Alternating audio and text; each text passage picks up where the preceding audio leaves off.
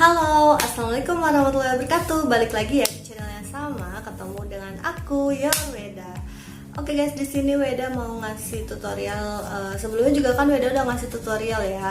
Kalau misalkan ubah resi dari si cepat ke si cepat, gitu ya. Gimana caranya? Nah ini juga Weda mau ngasih tutorial lagi, cara ubah resi dari si cepat ke si cepat. Tapi case-nya itu pakai si cepat halu. Jadi si customer itu ordernya pakai si cepat halu ya guys di toko aku. Kemudian aku mengirimkan pakai si cepat juga. Tapi di Shopee itu nggak ada yang pilihan si cepat halu reguler atau apa gitu, nggak ada ya. Di Shopee itu cuman ada pilihan si cepat reguler. Nah apa sih bedanya gitu ya? Kalau si cepat halu itu biasanya, setahu aku ya, maaf nih kalau misalkan aku salah. Jadi kalau si cepat halu itu biasanya itu pengirimannya lebih murah, ongkirnya lebih murah. Karena apa? Karena dia itu kalau nggak salah beratnya tuh dihitung per 5 kilo ke atas tuh lebih murah. Tapi kalau misalkan hitungan kiloan satuan juga tetap dia lebih murah. Tapi untuk jangka waktu sampainya lebih lama kalau untuk si cepat halu. Tapi kalau untuk si cepat reguler itu harga ongkirnya lebih mahal dibandingkan si cepat halu, tapi barang sampai lebih cepat gitu guys. Tahu aku gitu ya. Nah di sini case-nya customer minta order pakai si cepat halu. Kemudian karena di Shopee kan nggak ada tuh pilihan si cepat halu atau si cepat express atau reguler gitu, nggak ada ya. Jadi di Shopee itu pilihannya cuma satu, yaitu si cepat reguler aja. Jadi otomatis mau gak mau dong aku pakai si cepat reguler. Nah kemudian otomatis ada selisih ongkir. Dan alhamdulillah bangetnya gini guys, selisih ongkirnya tuh nggak jauh gitu ya, cuman 3.000 rupiah aja, alhamdulillah. Dan aku mau nggak mau nambah ongkir 3.000 rupiah karena memang ada selisih ongkir. Tapi selagi itu bisa masih nutup keuntungan gitu ya, kita masih untung gitu, walaupun kita harus nombok 3.000 nggak masalah, kita tetap kirim barang gitu ya. Dan di sini case yang uniknya gini guys, jadi di situ si customer itu order 2 produk gitu, order 2 sepatu ya, tapi dengan supplier yang berbeda. Sepatu satu itu suppliernya di daerah mana gitu ya, dan sepatu satu laginya suppliernya di Bogor.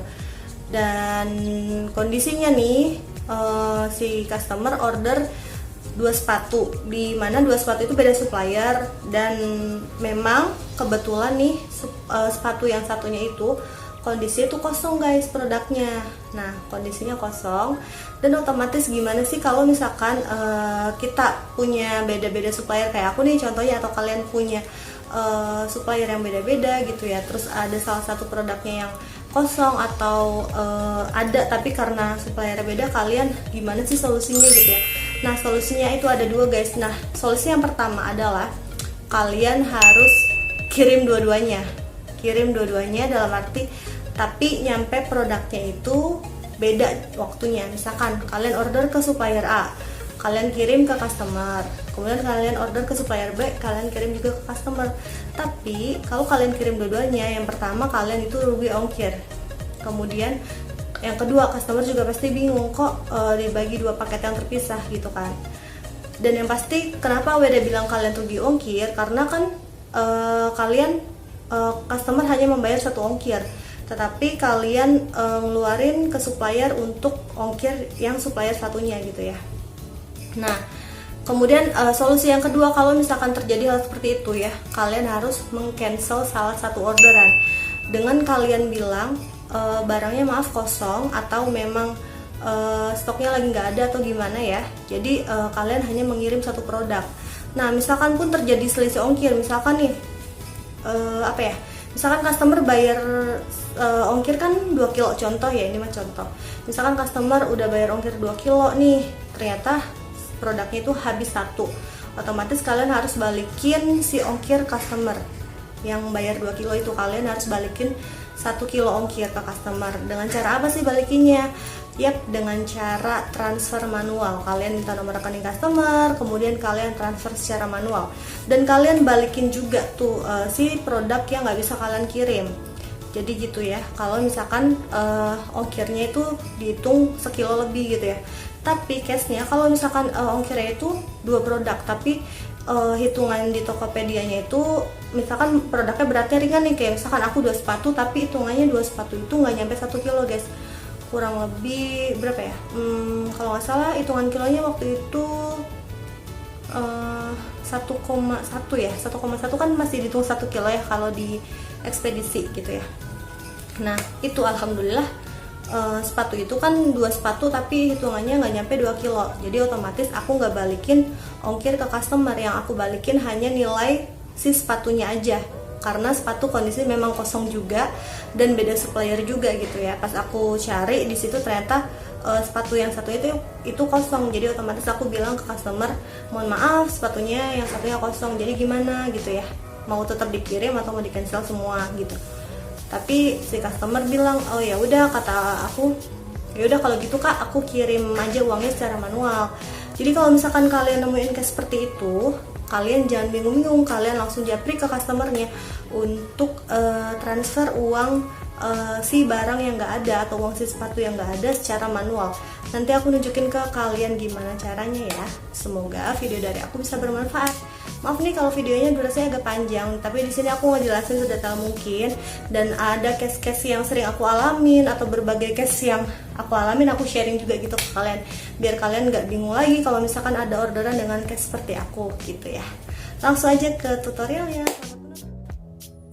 Nah, jadi di sini aku mau nunjukin ke kalian sebuah orderan, di mana orderan itu order 2 sepatu gitu, tapi 2 sepatu itu kondisinya itu beda supplier ya guys. Nah, terus aku mau pastiin dulu nih produknya itu ada nggak sih di supplier aku gitu ya. Karena emang kalau beda supplier gitu kan pasti selisih ongkir, kemudian kita ribet juga kan. Jadi akhirnya aku coba di toko yang sama, ternyata memang tidak ada. Cari di pencarian gitu ya guys, di Shopee-nya sepatu Fila gitu, ternyata memang nggak ada di supplier aku gitu kan. Terus akhirnya aku langsung aja tuh proses, aku masukin keranjang, kemudian aku langsung bayar ya untuk orderannya. Nah caranya gini, kalian klik logo keranjang, terus kalian pilih yang pengen kalian keranjangin. Setelah itu kalian langsung aja tuh klik masukkan keranjang ya. Kemudian kalian langsung balik lagi ke aplikasi. Di sini aku mau ngasih free sandal gitu karena memang aku lagi ngadain promo gitu ya di toko aku. Kalau step tertentu aku kasih free, kan itu salah satu yang membuat daya tarik untuk beli di toko aku, karena aku ngasih free sandal gitu ke customer. Nah di sini aku kasih yang sandal yang warna pink ya. Ukurannya aku kasih ukuran yang 37 ya guys, sesuai permintaan customer. Memang customernya juga minta kasih free sandal gitu. Ya udah aku keranjangin gitu kan. Nah setelah itu balik lagi deh, kita langsung langsung proses orderannya ya guys. Langsung klik aja di checklist. Setelah itu jangan lupa untuk klaim gratis ongkir. Nah kebetulan stok gratis ongkir aku, vouchernya itu habis guys, jadi aku langsung check out aja ya, nggak pakai gratis ongkir. Tapi nggak masalah, selagi itu masih menguntungkan nggak masalah ya. Dan jangan lupa pilih waktu pengiriman pada saat jam kantor. Setelah itu kalian klik buat pesanan. Jangan lupa informasi sebagai dropshippernya di checklist ya guys. Oke. Setelah itu kalau kalian sudah sesuai, dirasa sudah sesuai orderan, langsung aja klik buat pesanan. Oke, kita tunggu aja dan pastikan kalian langsung bayar ya. Di sini aku pakainya ShopeePay, jadi pakainya cukup dengan sidik jari aja gitu. Langsung terproses untuk membayar. Nah, ini sudah selesai ya aku bayar guys.